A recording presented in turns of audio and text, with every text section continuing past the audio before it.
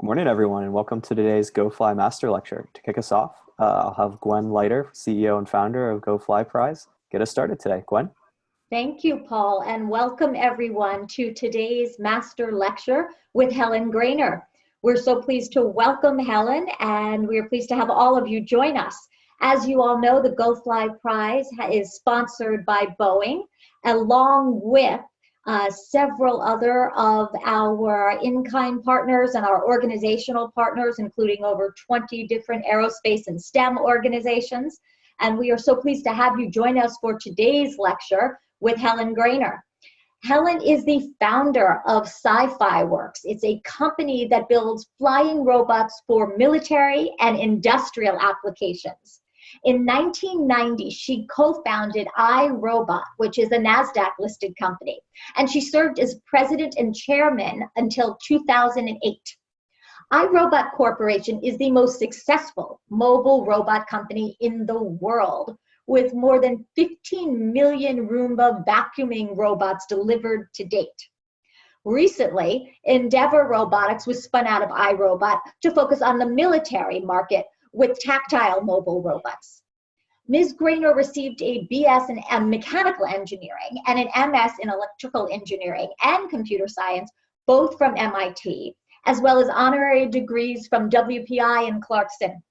She has been honored as a demogod, best leader, pioneer, global leader of tomorrow, young global leader, entrepreneur of the year, innovator of the next century, National Academy member, presidential advisor, and good housekeeper. And we are so pleased today to welcome Helen Greiner. Thank you for joining us, Helen.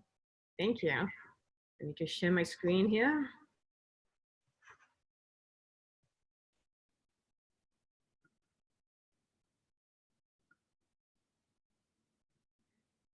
Okay. Good day. I know you're all rocking your Go Fly projects, but thank you for joining me today for this Go Fly Master Lecture. I've tried to make the content as practically useful for your projects as possible. I'm going to talk about creating robots with lessons learned from decades of making a large variety of products. These products have in common motors controlled by microprocessors, multi-threaded operating systems, input from both sensors and human operators. They were all really, really cool robots. Of course, this is a vast topic, so I'm only going to be able to give you a bird's eye view, or in this case, a drone's eye view, if you will. Talking about specific chips, sensors, or even languages will be outdated really fast. Heck, iRobot, we used to use Lisp. So instead, I'm going to talk about some general design principles.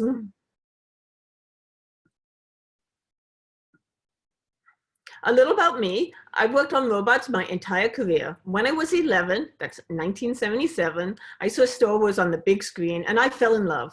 Not with Han Solo or Luke Skywalker, but with R2-D2. He was one of the main characters, he had an agenda, a personality. He was expressive without needing words. He was more than a mere machine, and that's what I wanted to create.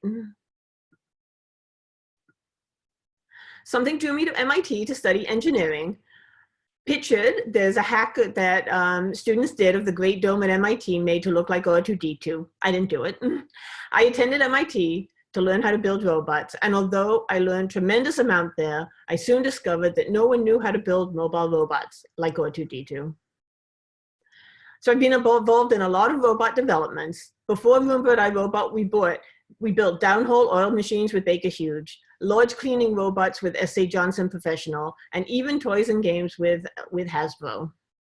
And here you can see them against the revenues each year. So we were always growing, we always thought we were doing well, but it wasn't until we were able to raise money and invest in our own development that we were successful with the PackBot tactical mobile robot and the Roomba vacuuming robots.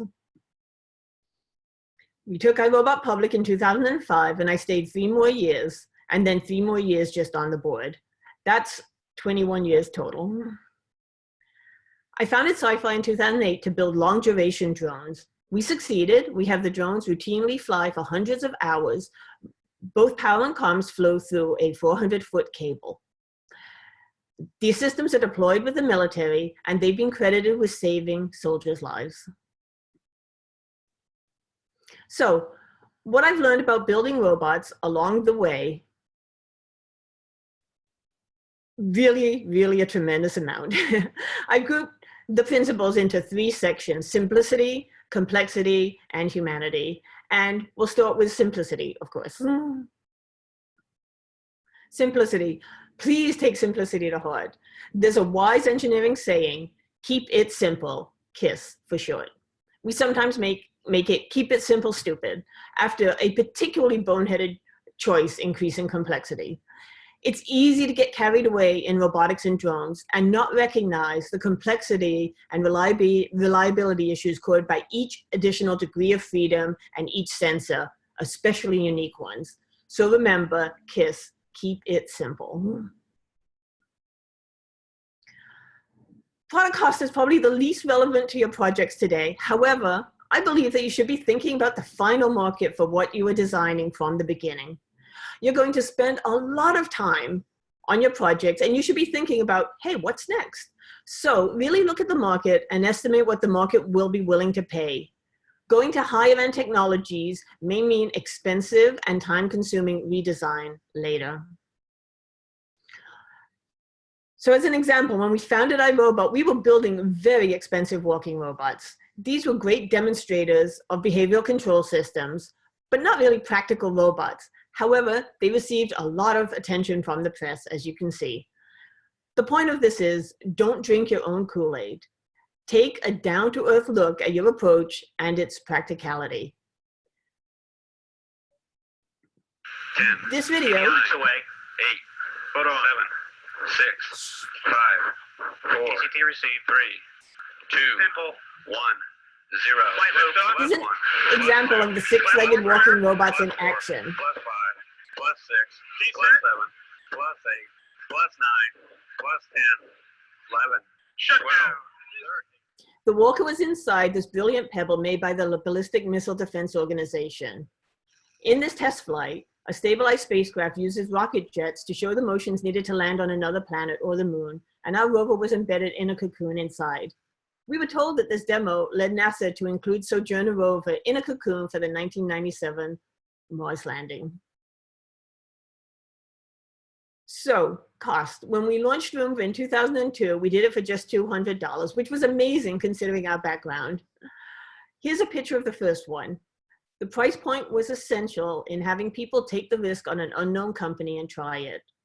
One example was for inventing for cost is on the onboard sensors. At the time, researchers like us were getting proximity information from infrareds. It's noisy and it depended on the reflectivity of the wall and on sunlight. In order to meet the price targets, we couldn't use sonar or laser. So in a eureka moment, it's recognized that you actually only need to detect the distance if there was an object at a particular distance.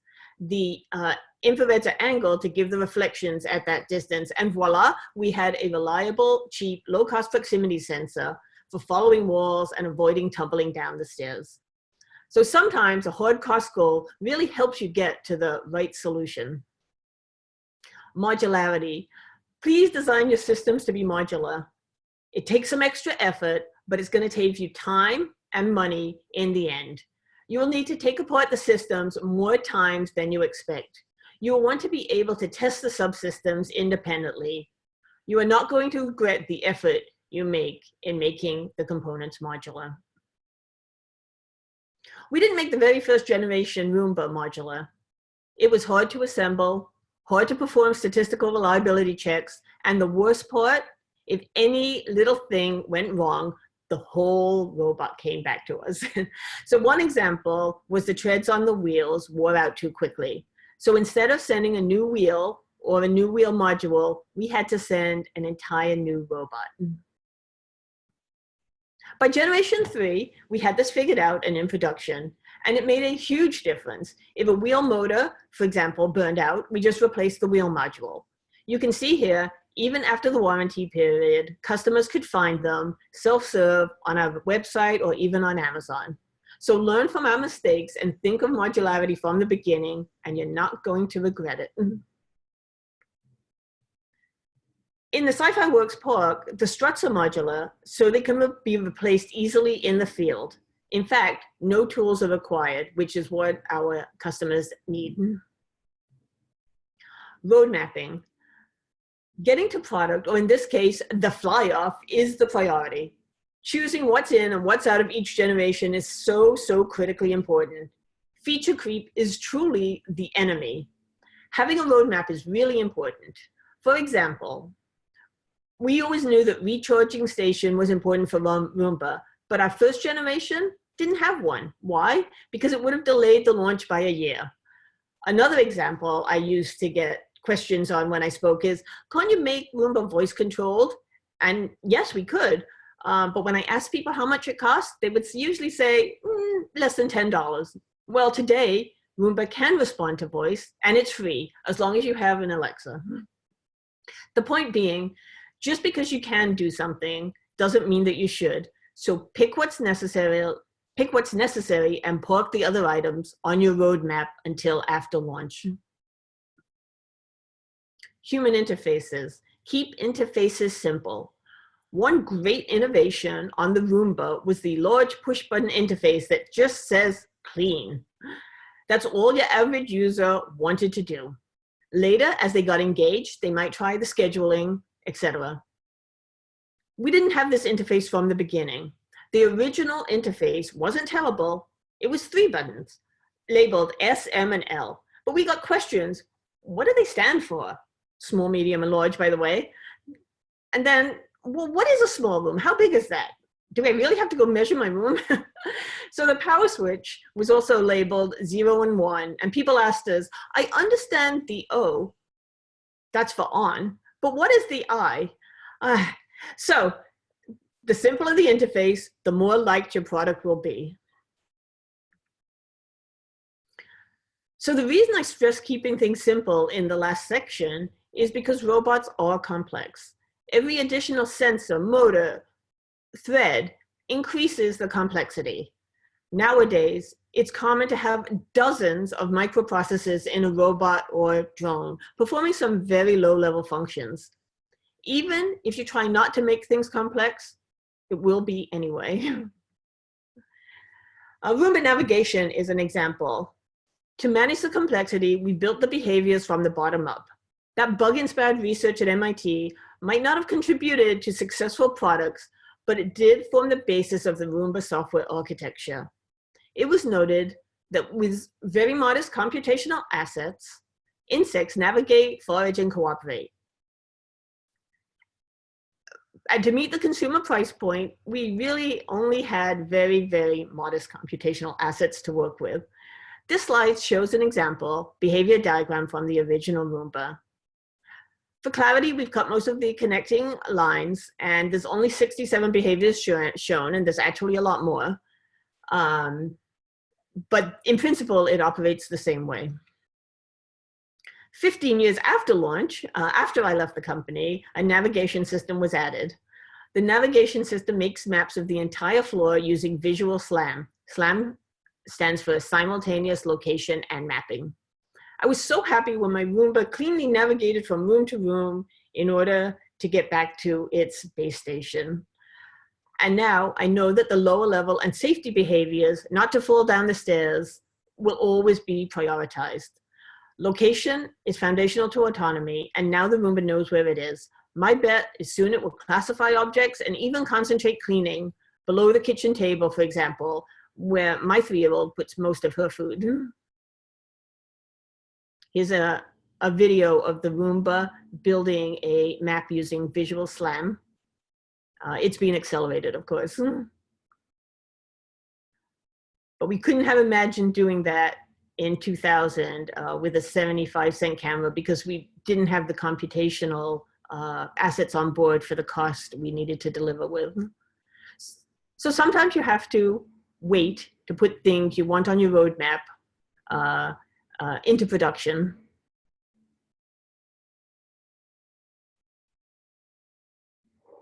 And there we go. So likewise with the CyPhy Park tethered drone, we fly for hundreds of hours at a time, and that translates to many, many flights for a drone, much more than one that stays aloft for just 30 minutes. So there's a lot of time for something to go wrong. To counter this, we make every part more reliable than typical. There are over 50 condition checks that either won't let the park take off or initiates a landing sequence. Additionally, park has a battery on board in case the power is cut. Simulators play a large role in development, and every code change is simulated. I'm gonna play this quick video of the park in action. We had the great opportunity last year to fly at 3 of the iconic Boston events, the Marathon, Sail Boston, and the fireworks. We were the only drone flying at these events. Park's persistent, meaning we set it up in the morning and flew it through the day. The public safety officials feel more comfortable with the drone being in one spot. All other air traffic can be just told the location and to stay away. They don't need to worry about flyaways because the tether also acts as a constraint with a Kevlar reinforced strand. The tether provides communication, so officials don't need to worry about frequency allocation either. So we like to say it's a marathon drone flying the marathon. Here's the drone at Sail Boston. It was windy that day. It's equipped with a 30 times zoom, gyro-stabilized, high-resolution camera and FLIR night vision. It was kind of foggy, but we still got some stunning views of the tall ships coming in.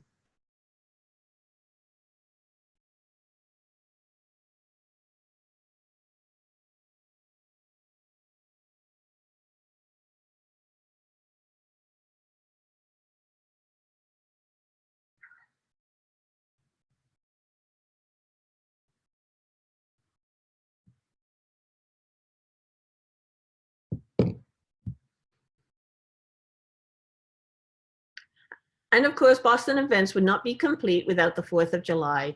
Here, we started flying in the morning and stayed up through the fireworks after dark. Some beautiful pictures of the Boston scenery and the event goers enjoying the entire day. We always have a pilot on the ground who has authority to land or not take off depending on the circumstances. You can see a fighter jet flyover and some automatic tracking. And of course, the beautiful fireworks display in the evening. This is a great, safe way to see them via drone.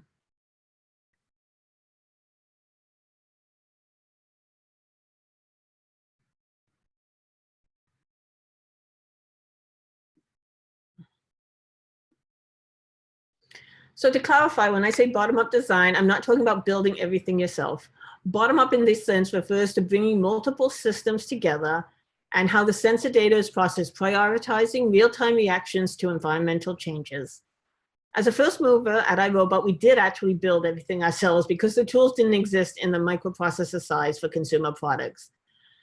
And some of the third-party development tools, open source tools, were not out yet.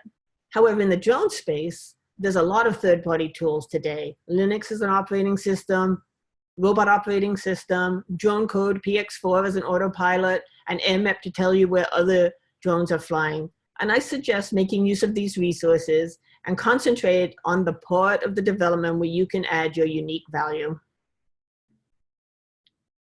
Corner cases. Robotics is the practice of finding all the relevant corner cases before they come and bite you. Here are some examples that I've run across. I was at a large military demo of unmanned ground vehicles, hulking large automated trucks, and it stops dead. All the generals are asking, what made it stop? The answer, one tool read that it had no idea it could crush like a bug. Well, that set the field back a bit. Another example, bullnose stairs. We discovered that Rumba wasn't very good at rounded stairs, and some countries, like Australia, seem to have them. So I won't go through all of these, but one you should be aware of is planned GPS outages. Check for them and do avoid flying. The only way to find all corner cases is lots of testing in real operating conditions. Massive simulations with real data, backup sensors, smart software, and hopefully soon advanced learning techniques like deep learning. You never know what the real world will throw at you. For example, we never had this in our design documents for Roomba, and yet it seems very popular. Remember, robotics is the practice of finding all the relevant corner cases before they bite you.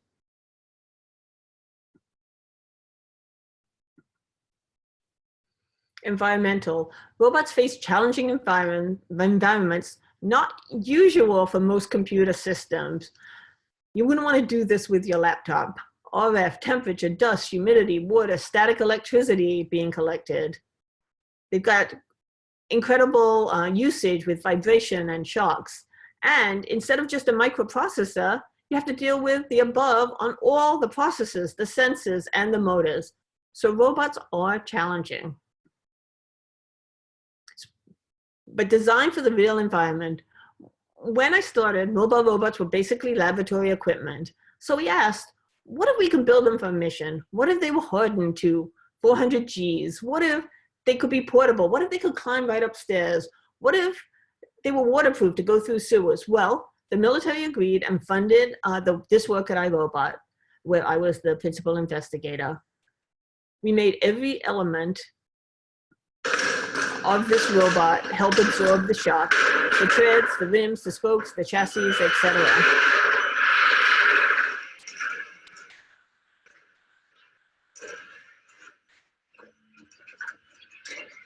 So this was a very, very, very first concept demonstrator, but it really showed the military what could be done in the future.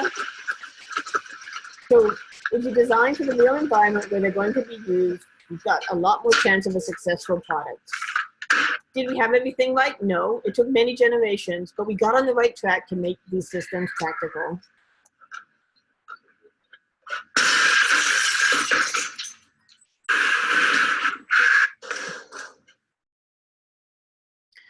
So this robot was the first US ground robot deployed in combat.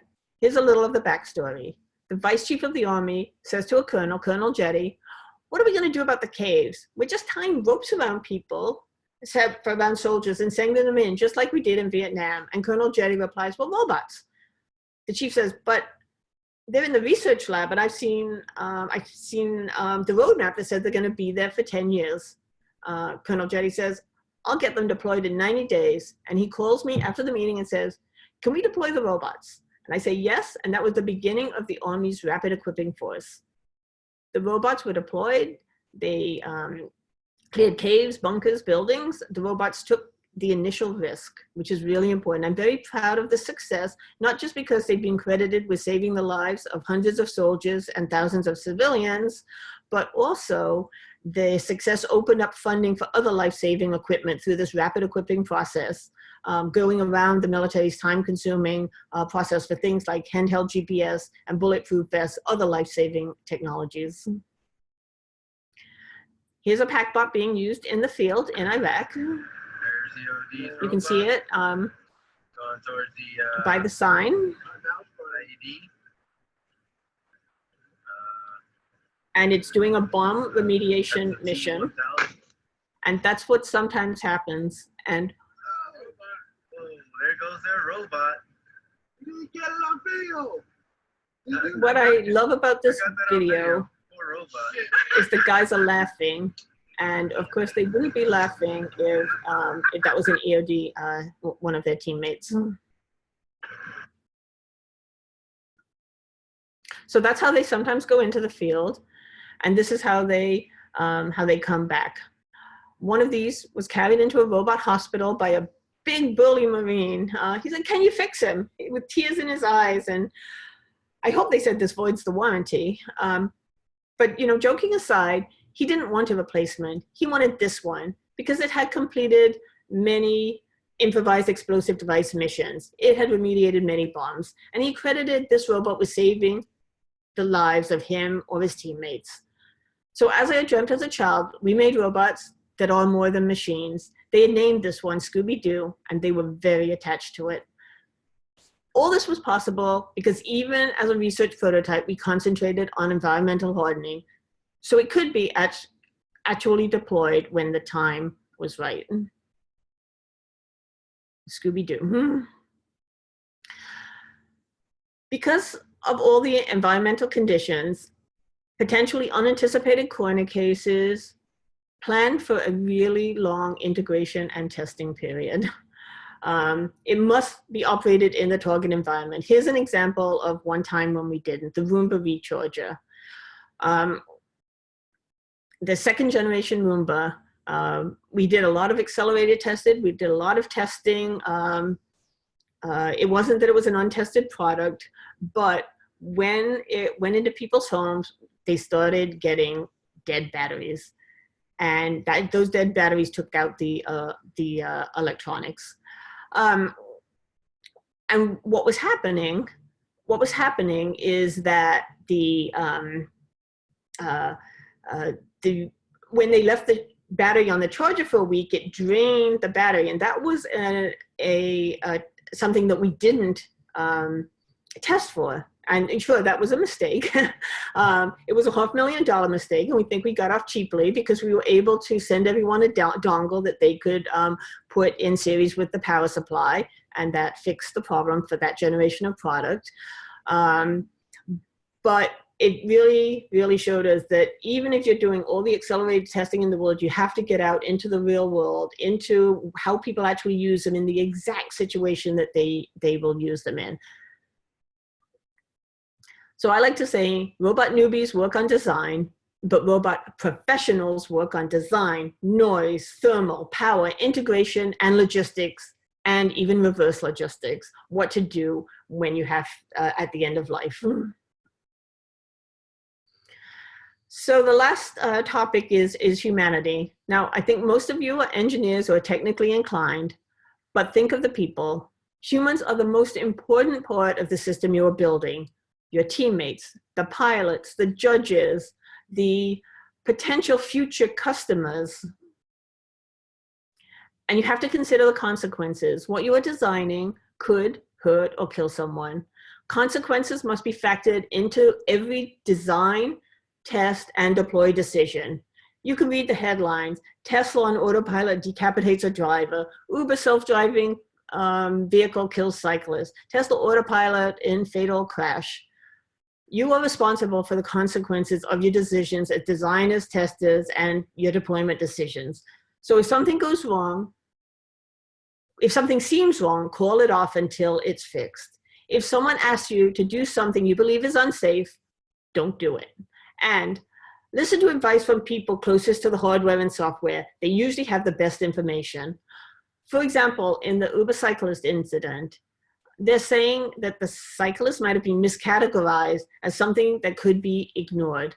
That sounds a little like higher level intelligence making the call without a lower level reactive intelligence running as I described. No high level function should keep a lower level braking behavior from braking for a large object directly in front of it from being executed, period. Obviously, we wait for the findings or the reviews to be sure of what happened. But always think about the consequences and act appropriately in your projects.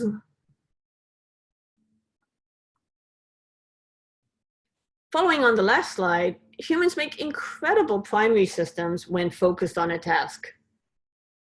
Almost every human can learn to drive well. They don't always do it, but they can learn to drive well. And they can respond to all kinds of corner cases with ease.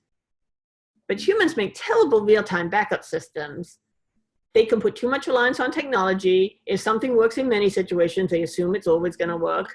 They get bored very easily and start thinking about other things.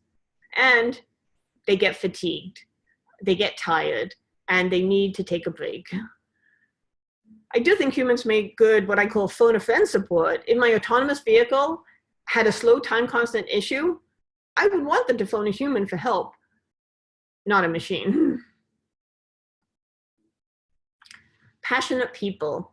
I've been involved in projects like the Rumba development with extremely limited resources that should not have been possible, but was made possible by the dedication, resourcefulness, deep technical prowess, and hard work of the design team.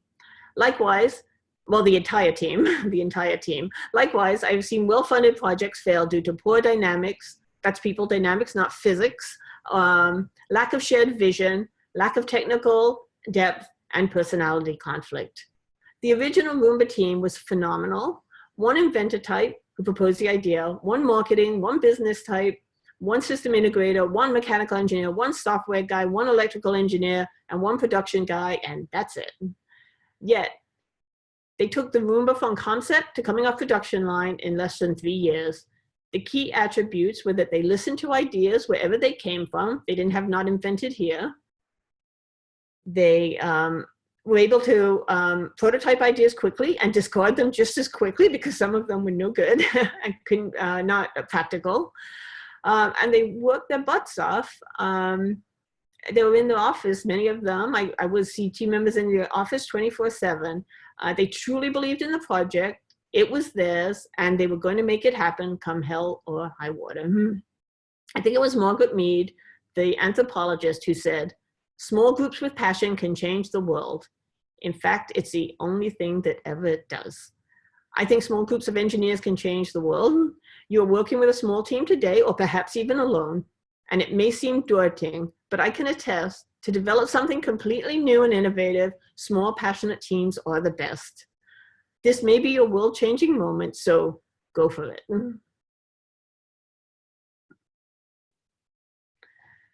Now, the team did an awful lot on their own, but we learned there were a few things that you shouldn't trust engineers to do, and that's where there are professionals in other fields like marketing and branding. We asked the whole company what we should name the revolutionary robotic vacuum cleaner, and here's some of the top responses. Rosie, Cybersuck, honey, I brought home a Cybersuck. Dirtinator, or my favorite, the Muckmaster 2000. And I think that the best 30K we ever spent is for the name Rumba. So don't feel ashamed to get some expert opinions and help for your projects. You might be able to get it even pro bono. And I think you can take advantage of a lot of resources from Boeing at the Go Fly program. And of course, sometimes you need to just get lucky. After we put the Roomba on the market, after the first incredible holiday season, sales started to lag. Not just a little bit, but a lot. Sometimes Christmas presents get returned. People just don't buy as much after the holidays as well. So it was looking bad for Roomba and iRobot staying operational. Then out of the blue, sales began to pick up and double and triple, and we didn't know what to make of it. And then we figured it out. This happened. I'll be ready to go in a minute. Take your time. A vacuum. So Pepsi, You like that, don't you? without our involvement, All right. Thirsty now, ain't you? Well, Pepsi. Oh, man. Your vacuum cleaner ate my pants. There's nothing I could do. Nothing chases chips like a Pepsi. It's the cola. So Pepsi, without our involvement or knowledge, had started playing a commercial featuring a small robotic vacuum that looked a heck of a lot like the Roomba, and we had nothing to do with it. And people asked, "Are you going to sue them?" And it's like, no, we love Pepsi. They essentially gave us a multi-million-dollar advertising campaign when we truly needed it before iRobot could afford it. So sometimes you do get lucky, but it'll come because you do make your own luck. We had to be on the market with a great product that a major company found interesting enough to spoof. So perhaps the Go Fly competition is your lucky moment. Perhaps your lucky moment will come later, but it's going to come because you do make your own luck. So I hope some of these design principles will be useful in your projects. If not, I hope at least I entertained you for a bit. But I want to leave you with the most important advice. Pursue your passion. Now, I don't have to tell any of you to pursue your passion because you were making freaking cool flying machines. On the slide is some of the feedback that we have gotten over the years from venture capitalists. We never let this stop us from building a robot company. People always want to come up with reasons that things can't be done, but it takes people like you to actually do them. And you never know where pursuing your passion can land you. I'm here with other entrepreneurs in the Oval Office with President Obama, somewhere I never thought I'd be. These folks, like Chobani, the yogurt guy, Tory Burch, a fashion designer, and Steve Case, AOL founder, are here because they didn't just start companies, they pursued their passion. So keep pursuing your passion for flight, whether you win this contest or not, because you never know where that's going to take you. With that, I'm going to sign off and wish you blue skies and tailwinds. And I think I'm taking some questions. Thanks, Helen. Yeah, a couple of questions. And if people have more, feel free to type them in now. So to start with, can you talk a little bit more about the hardware and software that Roomba used for the monocular slam? That's something that some GoFly competitors might be thinking about when building their systems. The visual slam is actually implemented after I was at iRobot. I do know it's a visual slam that's running on a 75-cent camera. I think the competitors for this contest and the kinds of robots that they're building could go a little bit higher end than that. There's a lot of great work there's a lot of investment being made in laser systems. There's a lot of investment being made in all different kinds of higher end vision systems. And it goes along with using that ecosystem to bring them in. The solid state lasers are coming on strong. You can actually buy at least one today, and there's a few more coming. And I'm very interested in that for these a little bit higher end robots where you have a little bit more cost of goods to work with. Great. And then you showed a number of videos about that were from the stationary drones. And it looked like they had some distances being measured on them. Can you talk about that a little bit? I'm sorry, what? The pictures you were showing around Boston, zooming in and out of ships and stuff. There were some distances that were being shown on those screens in terms of how far those things were away. Can you talk a little bit about how that system works? So the camera system on Park, it's actually third-party camera systems. We decided that, again, part of my advice is concentrate on the area where you can create the value, and as was getting the persistence and the robotics running. We actually buy third-party drones. That particular one was 30 times zoom, gyro stabilized, with a FLIR infrared camera on it. And it's hard to say how far you can see something, right? Because seeing something depends on what resolutions you need, what the ground sample distance you need to identify or recognize it is. But we've got some stunning images many, many miles out. Great. And then just taking iRobot as an example, you talked a little bit about some of the rejection that you found in terms of seeking VC financing and investment. Can you talk a little bit about what you felt like finally got you over the hump there to seek out some positive investment momentum? I'm proud to say I've been turned down by almost every major venture capitalist in the country. I'm also proud to say many of them have come back to me and say, "Hey, Helen, we were wrong," but we did find some really forward-looking venture capitalists. I think the real thing is to keep going. Get something you can show people why you have an advantage. We were able to do that leveraging off some military contracts and leveraging off some of the projects we were running with Fortune 500 companies. We were never able to raise money for Rumba before it was on the market, because the feedback was consumer products, you can't launch a consumer product. That's going to take, hundreds of millions of dollars to do the branding and the launching. This was in days before, social media, 2002. So it was really just keeping going, raising in increments, getting a small amount first, and then going larger. And that's actually an effective strategy because it minimizes dilution as well, because we were always raising at a higher and higher valuation. Great. And then towards the end of your presentation, you talked a little bit about artificial intelligence. Can you talk a little bit about how that might fit into the GoFly project and how you might see competitors thinking about utilizing those types of systems for their flying devices? Oh, I think it's going to be hugely important for personal flying devices. I mean, when you think about it, if you're talking about an average customer, they're not going to want to be a pilot like many of the competitors probably are. They're not even going to want to be a drone pilot. So it has to be more of an autonomous system.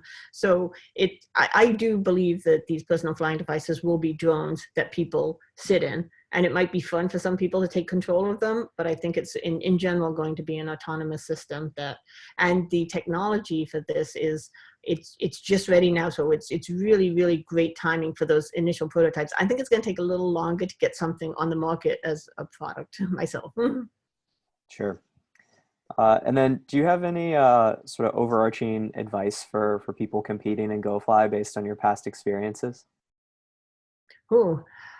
I'd say the experience is just do it, right? I've never regretted. I mean, some of the decisions I've made have been risky career decisions, but going for it. And if this path doesn't work, the stuff you learn on this path will enable that next branch and that next branch. So as long as you treat everything day to day as a learning experience, and if there's a failure, you pick yourself up, dust yourself off, and you go for the next thing. It's going to be all positive, and it's just getting out there and participating and competing and seeing where it goes, and most importantly, learning along the way from what you do yourself, from other people, from mistakes, from failures, wherever you can get the knowledge, just suck it all in. Great. And then the phase that GoFly is in right now, moving from the paper submissions into a more implementation type phase, people might be really thinking about building their teams to start building hardware and think about taking their paper ideas into the real life. You offered a little bit of advice about putting together teams, but could you maybe expand upon that in terms of your experience in building hardware implementation teams? I would try to find people that have built hardware before. They can be, just out of school, right? But we always look for the kind of people, the degree doesn't matter. Just have you been going out and doing it on your own, because that's where you get the real learning experience about how things actually work. A lot of the book learning, it's needed to make sure that things are going to work from a technical level, but the actual building things, that's really important too. And then one of the other things that you mentioned that I think will probably come up in this competition as well, as you talked about planning for the unplanned. I think the cat on the Roomba, right, was something that was unplanned there that you might not have tested for ahead of time. Can you offer any advice about doing your best to find the unplanned or untested things in development? It's tough because if you know about them, you would be planning for them. But there's been countless times, I've seen large projects, large drones go down because of kill switch placement. Two separate instances, right? I suggest having a kill switch, so if something's going horribly wrong, you can bring the robot down. But I've seen them pressed by accident in two separate occasions. So my advice is, think through things like that. Like, make sure kill switches are accessible, but not near something that you use all the time. But also just make, you have to get out there and test, and you have to have the people on the ground be able to make the calls. If the conditions are unsafe for testing for whatever reason, listen to them. Great. And then just as any parting words of advice before we end? Well, I know your teams are already doing it, but pursue your passion because it's going to be great. Awesome. Thanks so much. And with that, I'll pass it back over to Gwen to say a few parting words. All right. Thank you, Helen. It was a wonderful lecture, and I know that all of our innovators enjoyed learning from you and your expertise and your background and history. So thank you very much. All innovators, we would encourage you to absolutely pursue your passions. We're so pleased that many of you have submitted your phase 1 proposals, and we look forward to seeing what you model and build in the coming phase 2 round. We thank you all, and thank you very much to Helen Greiner today for a wonderful master lecture. We look forward to hearing from you and seeing you all shortly at our next master lecture. Thank you.